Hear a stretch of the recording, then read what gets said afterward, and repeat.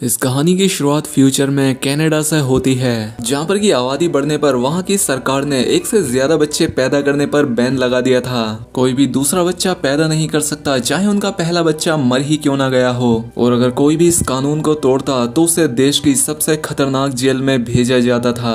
Canada और US के border पर काफी टाइट सिक्योरिटी थी, जहाँ से कि लोगों की अच्छे से तलाशी लेने के बाद ही उन्हें आगे जाने दिया जाता था। यहीं पर हम कार में एक कपल को देखते हैं, जिसमें हस्बैंड था जॉन ब्रोनिक, जो कि पहले एक फौजी हुआ करता था, जो कि अपनी वाइफ कैरन के साथ था। कैरन ने अपने कोट के नीचे एक मैग्नेटिक वेस्ट पहनी हुई थी। दरअसल ये प्रेग्नेंट है और यहाँ से दूर जाकर अपने दूसरे बच्चे को जन्म देना चाहती थी, और इस वेस्ट से चेकिंग के दौरान उसकी असलियत सामने नहीं आ पाएगी। खैर, अब यहाँ पर जब गार्ड उनके सामान की तलाशी ले रहे थे तो यहाँ एक लड़की को प्रेग्नेंट होने की वजह से अरेस्ट कर लिया गया, जिससे कैरन और भी डर गई, लेकिन उसकी पहनी हुई मैग्नेटिक वेस्ट ने उसे बचा लिया।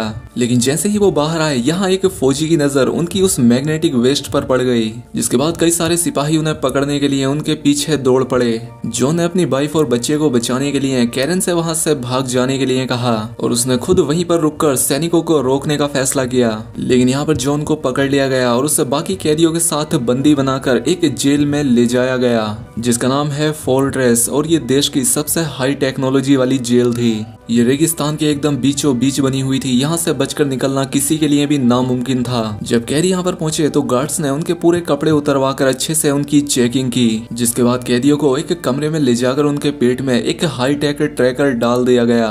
दरअसल अगर कोई भी कैदी जेल के नियमों को तोड़ेगा तो ये हाई टेक ट्रैकर उस कैदी के पेट में ही ब्लास्ट हो जाएगा और उसकी जान ले लेगा। इस जेल के वार्डन पोनी ने समझाया कि अगर कोई भी कैदी येलो लाइन से बाहर जाएगा तो उसके पेट में एक तेज दर्द होगा, और अगर रेड लाइन को पार करेगा तो उसकी वहीं पर जान चली जाएगी। यहाँ पर अचानक से एक कैदी येलो लाइन के पार चला गया और पेट के तेज दर्द से वो नीचे गिर पड़ा।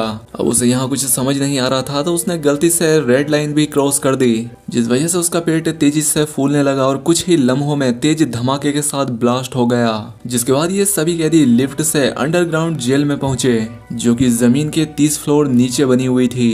जॉन को नीनो नाम के एक कैदी के साथ Z10 नाम का एक रोबोट उसे एक सेल में लाया। कैदियों को बाहर जाने से रोकने के लिए सभी सेल्स के बाहर लेजर बीम भी लगाई गई थी। जॉन की मुलाकात यहाँ पर डीडे और एब्राहम से हुई। रात में सोने से पहले एब्राहम ने इन सभी को वार्निंग दी कि कोई भी यहाँ सपना ना देखे। सबके सोने के बाद वो Z10 रोबोट यहाँ चेकिंग के लिए आया, और वो यहाँ जॉन का दिमाग स्कैन करके उसके सपने में घुस गया। जॉन सपने में अपनी वाइफ कैरल को देख रहा था। अपने मॉनिटरिंग रूम से पोबी उस रोबोट की मदद से जॉन का सपना देख पा रहा था, और उसकी नजर कैरन पर पड़ गई, क्योंकि यहाँ पर किसी को भी सपना देखने की परमिशन नहीं थी। इसलिए पो ने जॉन का सिक्योरिटी डिवाइस ऑन कर दिया, जिससे उसके पेट में तेज दर्द होने की वजह से वो नींद से जाग गया। अब अगले दिन जब ये लोग जेल में मजदूरी कर रहे थे तो यहाँ पर एक मेडोक्स नाम के आदमी ने नीनो के साथ गलत हरकत करके उसका फायदा उठाना चाहा।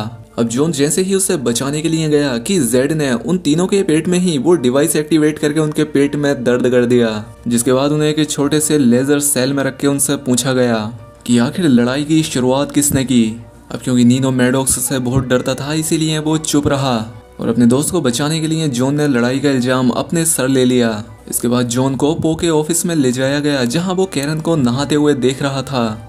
यहाँ पता लगा कि कैरन को भी पकड़कर जेल में डाल दिया गया था।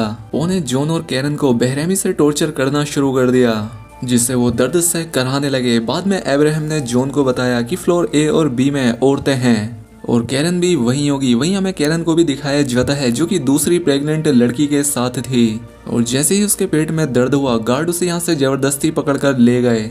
यहाँ पर सभी औरतें प्रेग्नेंट थीं। कैरन को शक हुआ कि यहाँ पर नए जन्मे बच्चों के साथ जरूर कुछ ना कुछ किया जा रहा है।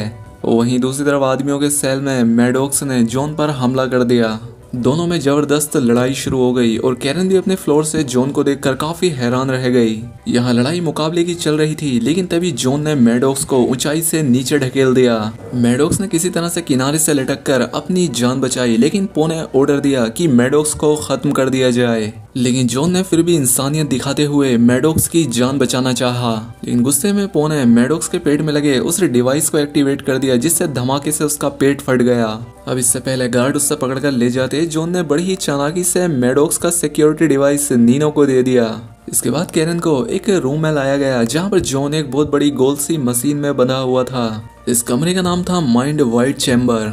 उन्होंने कैरन को यहाँ जॉन को समझाने के लिए भेजा था, लेकिन कुछ ही देर में गार्ड कैरन को यहाँ से ले गए। जिसके बाद ये मशीन यहाँ जोर जोर से घूमने लगी और जॉन के दिमाग में गड़बड़ी शुरू हो गई। ये पो का ऑर्डर न मानने की सजा थी। जॉन के दिमाग में उसके ट्रेनिंग के दिन और उसके शादी की बातें चल रही थी। पो ने कैरन को अपने ऑफिस में बुलाया। दरअसल वो समझ नहीं पा रहा था कि आखिर 3 दिन से जॉन उस मशीन पर कैसे टिका हुआ है, जबकि ज्यादातर लोग 1 घंटे में ही मर जाते हैं। वो उससे कहता है कि देखो, अगर तुम जॉन को छोड़कर मुझसे शादी कर लो तो मैं जॉन और तुम्हारे बच्चे दोनों को छोड़ दूंगा। अब अपने बच्चे और अपने पति को बचाने के लिए कैरन न चाहते हुए भी तैयार हो गई। जब जॉन अपने सेल में पहुंचा तो वो एक जिंदा लाश की तरह था। वो किसी से कोई बात नहीं करता था। वो एकदम गुमसुम पड़ा रहता, यहाँ तक कि उसे कोई भी किसी तरह का भी दर्द महसूस होना भी बंद हो गया। दूसरी तरफ कैरन अब पो के साथ रहने लगी। एक रात उसने देखा कि पो एक रूम में कई सारी तारें अपने शरीर में लगाकर बैठा हुआ था। यहाँ पर उसे पता लगा कि पो को मॉडिफाइड करके उसे एक एडवांस्ड ह्यूमन बनाया गया। उसे ना ही खाने पीने और ना सोने की जरूरत थी और महीने में एक बार ये तार उसे अपने शरीर में जोड़कर एमिनो एसिड लेना ही उसकी खुराक थी। और जेल में पैदा होने वाले बच्चों के साथ भी यही किया जाता है। उनके साथ बहुत सारे ऑपरेशंस करके उन्हें एडवांस्ड ह्यूमन बना दिया जाता है ताकि भविष्य के इंसान भूख प्यास जैसी चीजों से पूरी तरह से आजाद हो जाएं। ये सुनकर कैरन के होश उड़ गए। खैर, अब 4 महीने हो चुके थे और जॉन की हालत में कोई सुधार नहीं आया था। अब्राहम ने जॉन को बताया कि कैरन का पेट बढ़ने लगा है और जल्द ही तुम्हारा बच्चा इस दुनिया में आ जाएगा। जॉन ने कोई मूवमेंट तो नहीं की, लेकिन उसके आंख से एक आंसू टपका। अब उस रात कैरन ने पो को बहुत सारी शराब पिलाई और उससे बेहोश कर दिया। वो कंट्रोल पैनल के जरिए जॉन के दिमाग तक पहुंची, जहां पर जॉन बचपन में एक गड्ढे में फंसा हुआ था। कैरन ने सपने में जॉन को गड्ढे से बाहर निकाल दिया और अब असलियत में भी जॉन को होश आ चुका था। अब उसे सही हालत में देखकर उसके सभी साथी बहुत खुश हुए। जिसके बाद जॉन ने अपनी वाइफ कैरन को यहाँ से लेकर भागने में अब्राहम की मदद मांगी और अब अब्राहम भी जॉन की मदद करने के लिए तैयार हो गया। वहीं जब कैरन को ये पता लगा कि जॉन ठीक हो गया है तो वो भी बहुत खुश हुई। बाद में नीनो ने जॉन को वो सिक्योरिटी डिवाइस दिया जो कि उन्होंने मैडॉक्स की बॉडी से लिया था। दरअसल उनका दोस्त डीडे जेल में आने से पहले कंप्यूटर में बहुत अच्छा था और उसने उस डिवाइस की अच्छी तरीके से जांच करने का फैसला किया। इसके बाद कैरन ने पो के केविन से हीरे जैसी दिखने वाली एक चीज चुराई। वो यहाँ पकड़ी ही जाने वाली थी कि उसने उस चीज को अपने मुंह में रख लिया। अगले दिन उसने वो हीरे जैसी चीज अब्राहम को देकर उसे जॉन तक पहुंचाने के लिए कहा। दरअसल ये हीरे जैसी दिखने वाली चीज इस जेल का पूरा एक डिटेल्ड नक्शा था। इन्होंने हिसाब लगाया कि कंस्ट्रक्शन साइट से होते हुए जेल से निकला जा सकता है। अगले दिन अब्राहम ने उस नक्शे को वापस पो के रूम में रख दिया ताकि किसी को भी इस बात का शक ना हो। दूसरी तरफ डीडे ने भी ये पता लगा लिया कि वो सिक्योरिटी डिवाइस कैसे काम करता है। उस डिवाइस के अंदर एक बहुत ही ताकतवर मैग्नेट लगी हुई थी। उन्होंने इस डिवाइस की मदद से अपने शरीर में लगे हुए डिवाइसेस को भी बाहर निकालने का फैसला किया। उनका ये प्लान काम किया और सभी के सिक्योरिटी डिवाइसेस बाहर आ गए। अगले दिन जेड रोबोट ने पो को बताया कि जेल में कुछ गड़बड़ी चल रही है। जब पो ने अपने सीसीटीवी कैमरा में देखा तो उसने कैरन को वो लेंस चुराते हुए और साथ ही अब्राहम को वो वापस रखते हुए भी देख लिया। लेकिन इससे पहले वो कुछ कर पाता, जेड ने उसे बताया कि उसकी लापरवाही की वजह से उसे डायरेक्टर की पोस्ट से हटा दिया गया है। दूसरी तरफ जॉन की पूरी टीम अपने काम में लग गई। वो यहाँ से भागने की पूरी तरह से तैयारियां कर चुके थे। उन्होंने अपने अंदर से उन डिवाइसेस को निकालकर कंस्ट्रक्शन साइट की पाइप्स पर लगा दिए और वो यहाँ पर आपस में ही लड़ाई करने लगे। जब जेड रोबोट को उनकी लड़ाई के बारे में पता लगा तो उसने उन डिवाइसेस को एक्टिवेट कर दिया, लेकिन उनके सिक्योरिटी डिवाइसेस तो पाइप्स पर लगे हुए थे। तो उनके जोरदार धमाके की वजह से पाइप फट गई और वहां भागने का एक रास्ता बन गया। लेकिन इससे पहले वो यहाँ से भाग पाते, पो ने कंट्रोल रूम से पाइप में बेहद गर्म हवा छोड़ दी। वहीं कई सारे हाईटेक रोबोट ने यहाँ आकर उन पर गोलियां बरसाना शुरू कर दी। वो लोग अब इस पाइप में फंस चुके थे। स्टेक्स नाम का एक कैदी घबराकर वापस से जेल में जाने लगा, लेकिन उन रोबोट्स ने उसे गोलियों से छन्नी कर दिया। दूसरी तरफ अब्राहम कैरन को जेल में लेने पहुंचा, लेकिन उसी वक्त पो वहां आ गया। उसने अब्राहम को मार डाला और गार्ड्स कैरन को यहाँ से खींच कर ले गए ताकि उसके बच्चे को भी एडवांस ह्यूमन बनाया जा सके। दूसरी तरफ जॉन की टीम एक रोबोट को मार गिराने में कामयाब हो गई। तभी इन्हें यहाँ पता लगा कि ये कोई रोबोट नहीं बल्कि एडवांस्ड ह्यूमंस ही हैं। जॉन ने उस रोबोट की बंदूक उठाई और बाकी रोबोट्स का सामना करते हुए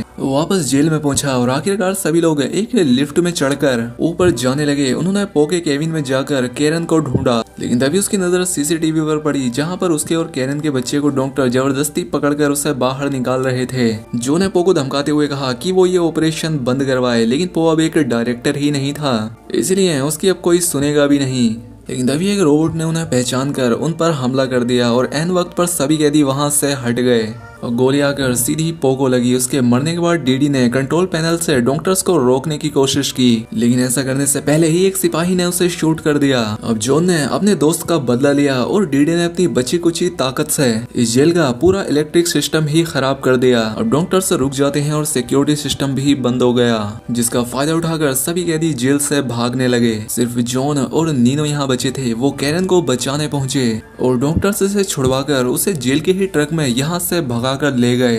इन तीनों ने मैक्सिको का बॉर्डर क्रॉस करके ही अपनी गाड़ी रोकी। अब नीचे उतरकर कैरन अपने बच्चे को जन्म देने ही वाली थी कि वो जेल का ट्रक अपने आप चलने लगा।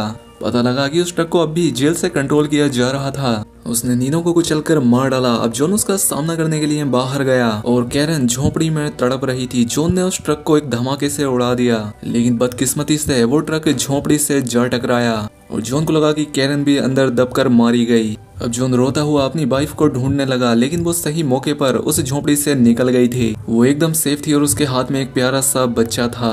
तो दोस्तों, इस तरह से जॉन और कैरन अपने बच्चे को बचाने में कामयाब हो गए। दोस्तों, आपको अगर इस वीडियो में मजा आया हो तो वीडियो को लाइक और चैनल को सब्सक्राइब कर दें। मिलते हैं इसी तरह की अगली शानदार वीडियो में।